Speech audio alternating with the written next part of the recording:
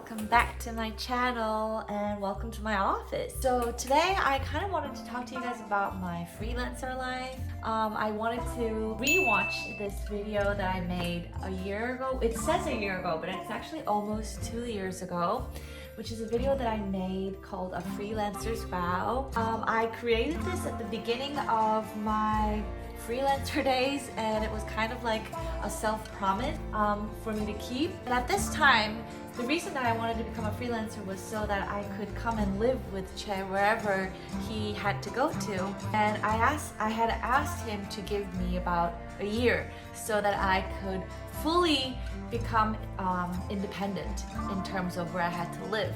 And this was kind of, I guess, my way of trying to make that happen. And okay, so let's talk about what has changed, what hasn't changed, and yeah, everything about that. Sweetie. Okay, so let's go ahead and watch. Recently, I went in to take an interview for a freelance job, and they offered me a very bizarre definition of freelance. For them, it was to come to work every day for a very short period of time, like 3 months. But isn't that just an internship or a temp job? The work itself seemed fun, and I think if it were me from the past, I would have taken it. But this time, after quitting work 3 times within the span of 6 months, I stayed firm on my ground and declined the position. Okay, so wow, even from the start, there's a lot to talk about. So when I had just decided to become a freelancer and quit my jobs, I was really nervous because I knew that I had the skills, but I wasn't sure that the society was ready to trust someone who wants to work at home, or if they were looking. And then I had the opportunity to take an interview. And as this video says, it turned out that it was more kind of like a free employment rather than a freelancer job. They still wanted me to go to the job 5 days a week for 8 hours. And looking back in retrospect, I am so happy that I did not take the job, and I'm so happy that I did not cave in. I feel like it would have been very easy for me to just kind of panic and make the decision to grab the first opportunity that shows up in front of me. But for some reason, I was really brave, and I was trying to think about the main reason that I was becoming a freelancer, which was that I wanted to be free to move to any other part of the country, or actually just to even move out of the country if I needed to, because Che decided to do so.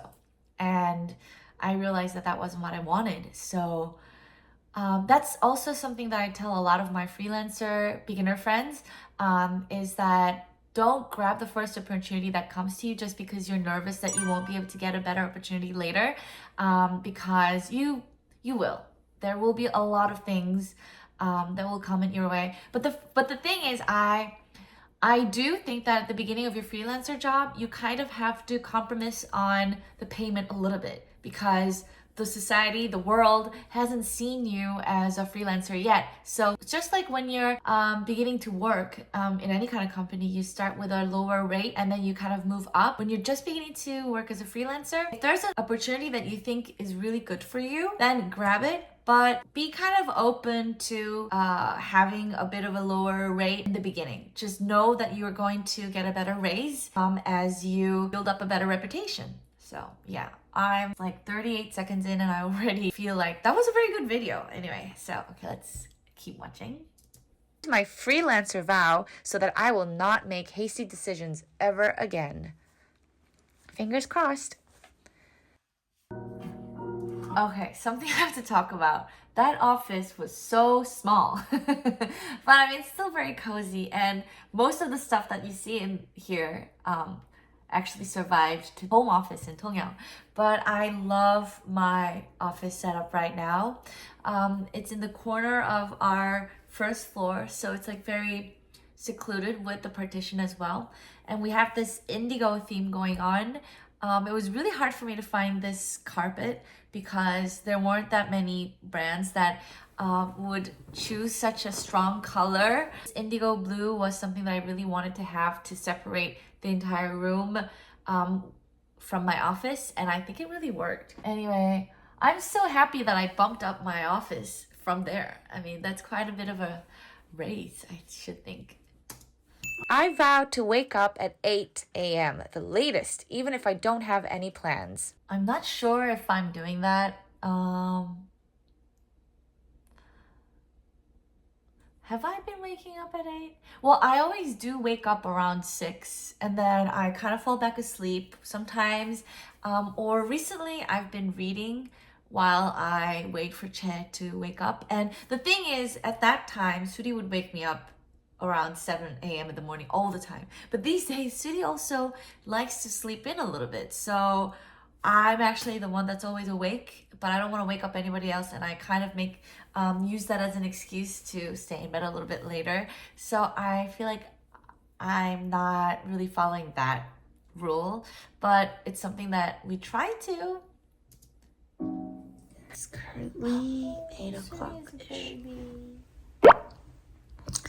And I'm gonna wake up. Because even if I'm a freelancer, I should have a routine, right? That's actually very important, I think. So even though I'm not awake at 8 every morning, we certainly do have a very good routine going on. We wake up and then we definitely we drink ABC juice the first thing in the morning, and then we go for a walk. And sometimes it's with Che, sometimes it's just me and Suri, and we always come back after about an hour, and then we start the day. And I love that I have a routine, because if it weren't for Suri, I don't think that I would have stepped outside the house at all. And I would start the day very irregularly. But kind of opening your day, even as a freelancer, by going outside is kind of very refreshing, and I think it wakes you up a little bit better.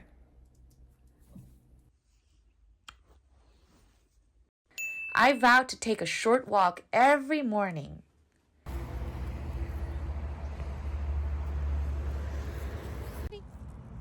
빙그르르 옳지 공주님 잘했어요.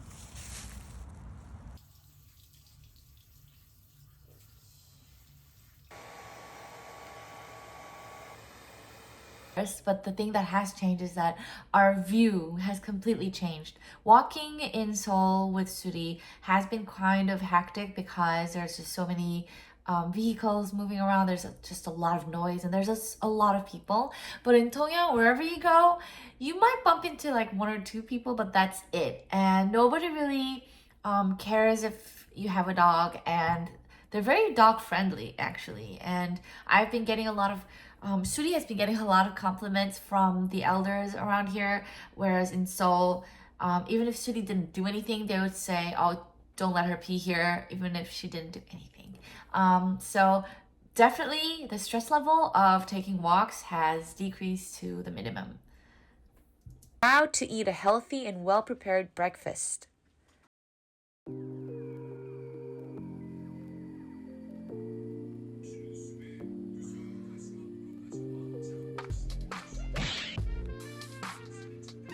Well, okay, I have not been doing as much yoga as I did.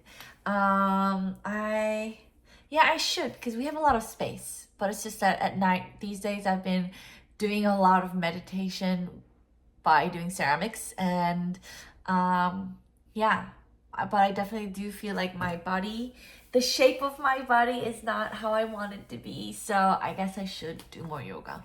Yeah. Suri. I'm so comfortable. When I get back, it's Chair City, and I'm the guy who's sitting in a chair. Suri. I vow to dress myself a little bit to some extent, because otherwise I don't think I'll wear all of my clothes ever. That's something that I'm not really like trying to achieve, but I am definitely doing better now that I'm in 통영. I don't know why, but I feel more comfortable and confident walking outside wearing whatever I want here than I used to feel in Seoul. I think in Seoul I used to feel a little bit really conscious about what I was wearing. So if I wanted to dress up, I would really dress up. But otherwise I would just really just go casual, because going casual kind of emits the air that you didn't try. So even if you look crappy, it doesn't matter. But here, I love mixing around colors, and I love mixing around like hats and scarves and okay, this is embarrassing because I just talked about how much I don't do yoga, but there's this brand that I really wanted to introduce you guys to. It's called Move Warm.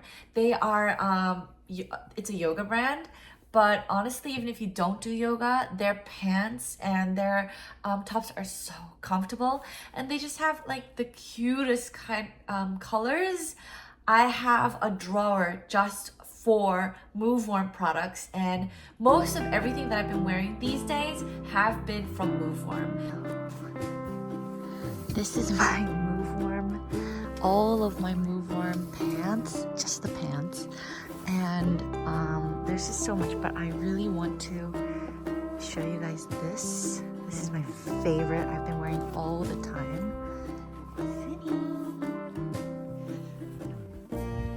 I love its texture.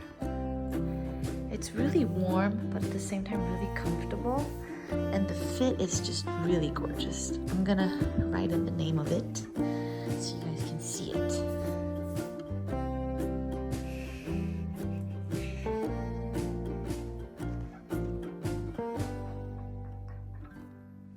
Sweetie. I vowed to sit at the desk by 10 a.m. Definitely, that has not been something that I've been achieving much. But I think I do come around the office around 11. 10:30, 11, I think. It's not that bad. But the thing is that I work until later. So, and all throughout the day. So, yeah. I vowed to permit myself until April to figure out what I want to do. I don't want to make quick decisions out of desperation and anxiety and have to quit again. I vowed to set my goal to earn as much as I did at work while working as freelance by the end of this year. I know it's quite a generous timeline and a bit of a lazy goal, but I made this decision because I want to enrich my life, not become busy and rich anyway. So the reason that I made that part of the vow is that I wasn't sure at the time that I would successfully become a freelancer. And so that was kind of like myself setting up a realistic goal. And the funniest thing is I achieved that goal in a month. And by I think the second month, I was already earning 3 times more than I was earning from any company that I've been in. So talk about undervalued. But yeah, I actually always tell my freelancer beginner friends this as well. I think it's a very important part when you're becoming a freelancer to have a certain goal. If you don't have a goal, if you're too loose about money when you become a freelancer, then you're going to be really picky about choosing this and that. And you're probably going to end up setting yourself a reputation that, oh, she's a freelancer, but she doesn't seem to want to work. So that's not good. But if, on the other hand, if you have a goal that's too high, then you're going to feel like it was a mistake that you became a freelancer and that you will forever end up being poor, which is not a very good way to see reality, because in fact you are earning money. It's just maybe you set up a goal too high. So what I suggest is that you allow yourself to build up a reputation for being a good freelancer. It could be 3 months, it could be 6 months, it could be a year, it could be 2 years, for however long it takes, but you just have to kind of set the date and an amount of money that you think if you were working at a company you would be getting, because I promise you, you're gonna be earning way more than that. If I can, then definitely you can, because I honestly thought I wasn't going to earn this much money. But yeah. Sweetie. I vowed to enjoy my day, as that was the value that I set as my priority upon my decision to become a freelancer. Oh, and I vowed to use my time doing more fun things. So stay in tune. Wow, I actually love how I ended that video. Anyway, yeah, I'm so happy that I decided to rewatch this with you guys, because it's making me realize how well I've done as a freelancer. I'm actually really happy looking at this, how nervous I felt when I first made this video, and thinking that I might not be able to make it, and looking at myself right now, having achieved that goal of being free and living anywhere, and living here in Toyang, and then being able to, you know, follow my dreams and passions while earning money. And so I feel like what people would be most interested in is how much I make as a freelancer. And obviously I'm not going to talk about the exact numbers because you know me, I don't like to talk about real numbers and answer what people who don't really know me want to know about me. But what I can tell you is that I definitely am earning so much more money than I used to when I was working in a company, and I'm using my time more valuably, and I'm building my own reputation as a lot of various different things. But of course, there are some months where I earn less money, and there are some months when I earn more than I did the month before. I actually do have a file of how much money I've earned. I keep track of all of it monthly. But what I try to do is just kind of try to see the general flow and think about it as an organic kind of way to push myself to say, okay, so this month you gotta work a little bit harder, Sue. You gotta earn that money, or maybe if you earn too much money, then you might probably think, oh, you can buy some stuff that you like. So money is something that I realize comes and goes. And living here in 통영, I feel like there's less money to spend anywhere. Like I go to cafes less, I eat out less, so we're saving more money. So yeah, I feel like everything kind of just fell into its place. The way that I'm earning my money, and the way that I perceive the idea of money, and the way that I'm living now, kind of just all fits together. So yes, that was my almost 2 years of being a freelancer check-in with you guys. I'm very happy that I did this video. It was really a lot of fun. I hope you guys enjoyed this video, and if anybody is trying to become a freelancer and you just kind of don't know how it works, then just know that this video got me a lot of the jobs, because at the end of this video I talk about how the things that I can do, and a lot of people saw this and emailed me. So, and this was back in the days when I didn't even have that many followers and subscribers. So that tells you that it's not just that you don't have to be an influencer or have a lot of followers to get a job that you like, that you want. So anyway, I'll see you guys again. Bye.